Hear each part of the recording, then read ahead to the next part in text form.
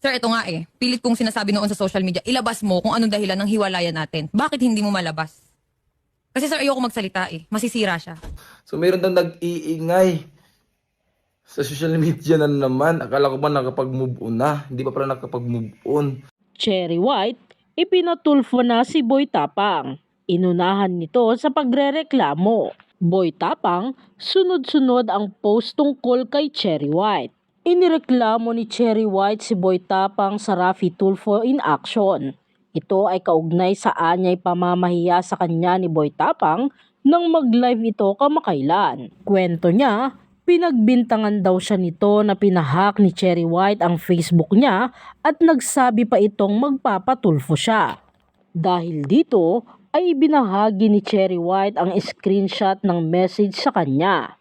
Kasunod nito ay nag-live si Boy Tapang at nagsalita laban kay Cherry White. Sa ngayon ay desidido ng kasuhan ni Cherry White si Boy Tapang tungkol sa mga sinabi nitong paninirang puri. Samantala may banat naman si Boy Tapang sa kanyang official Facebook post tungkol nga sa pagpapatulfo sa kanya ni Cherry White. Anya sa kanyang unang post, galit yung mga alagad na ng baby ko. Bakit daw ako hindi sumagot? Takot daw ako. Sinagot ko ang tawag ng staff nila kanina off-cam. Hindi ako magbibigay ng statement kasi may lawyer ako. Nirespeto ng staff ng Tulfo ang desisyon ko, hindi magpa-on air. Idaan natin sa tamang proseso ang kaso bakit kailangan pa ng Tulfo. Para sa views?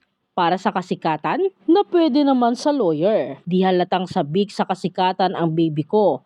May lawyer pala siya, bakit sa Tulfo pa kung totoong guilty siya? Anya pa, bakit di niya sinama si Makagago sa Tulfo? Unang nambabastos sa kanya. Naging best friend niya ngayon, ang unang nagsasabi ano pagkatao niya. Hahaha, unfair naman, kampihan sila. May post rin ito na may kasama si Cherry White na ibang lalaki na binura naman niya ang muka. Anya, bakit ka magseselos? Picture lang naman yun. Yung picture na makikita nga sa kanyang Facebook post. Anya pa sa kanyang comment section, kayo boys, huwag kayo magselos-selos ng basta-basta.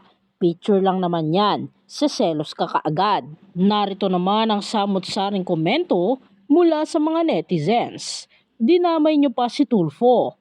Sayang oras sa inyo. Wala naman kakwenta-kwenta away nyo. Mas maraming may problema dapat unahin si Tulfo kesa sa inyo.